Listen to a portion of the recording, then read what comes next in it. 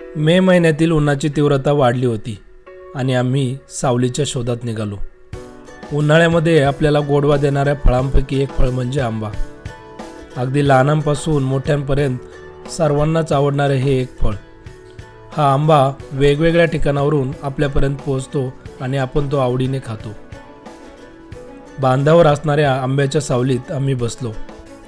झाडावर नजर टाकली असता 5 ते 6 पाडाचे आंबे दिसले आणि आम्ही झाडावरचे आंबे उतरवण्याचे ठरवले. मित्रांनो, तुम्ही कधी झाडावर पिकलेला आंबा त्या झाडाखाली बसून खाल्ला का?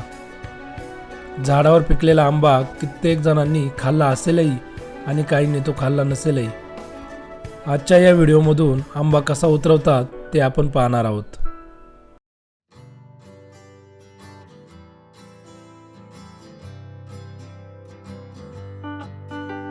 आंबे उतरवण्यासाठी आम्ही खुडी शोधली. खुडी म्हणजे उंच काठीला 2 पातळ लोखंडी पट्ट्या लावून त्याखाली जाळी बसवली जाते. वेगवेगळ्या ठिकाणी याला वेगवेगळी नावे असतीलही. तुमच्याकडे काय म्हणतात हे आम्हाला कमेंटमध्ये नक्की सांगा. या खुडीमध्ये आंबा अडकून ती हलकीशी ओढली जाते. लोखंडाच्या पट्टीने आंब्याचा देठ कापला जातो आणि तो आंबा जाळीमध्ये पडतो. उंच झाडावर जिथे आपल्याला हात पोचत नाही अशा ठिकाणी आपण या खुडीचा वापर करतो. काही ठिकाणी आंबे झेलण्यासाठी पोत्याचाही वापर केला जातो, जेणेकरून आंबा जमिनीवर पडून तो खराब होऊ नये.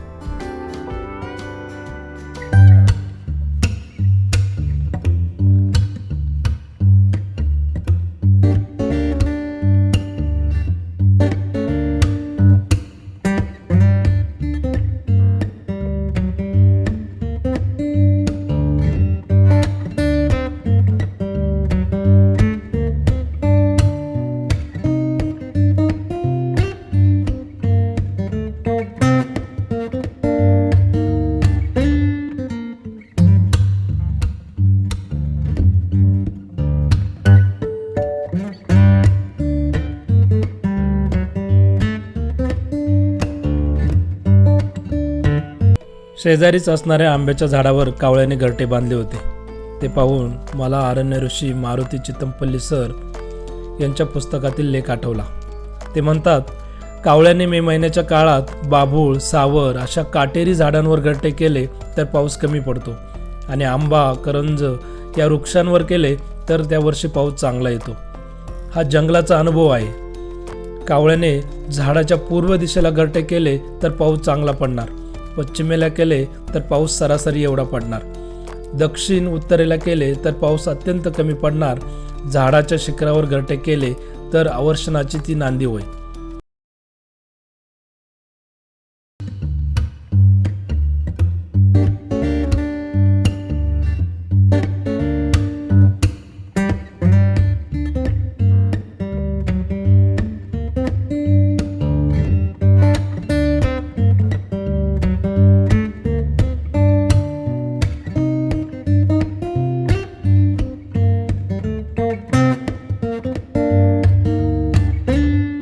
मित्रांनो, जवळजवळ झाडावरील सर्व आंबे उतरून त्यातील काही पिकवलेले आंबे आम्ही खाल्ले.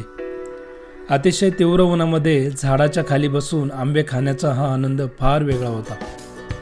सर्व आंबे एकत्र करून कोणतीही पावडर न वापरता भाताच्या पावळीमध्ये ते पिकवण्यासाठी ठेवले.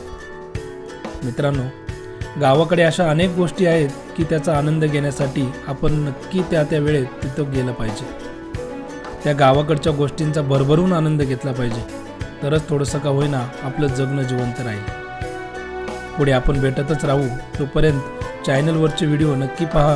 व्हिडिओ आवडले तर लाईक करा, मित्रमैत्रिणींमध्ये शेअर करा. नवीन असाल तर चॅनलला सबस्क्राईब करा.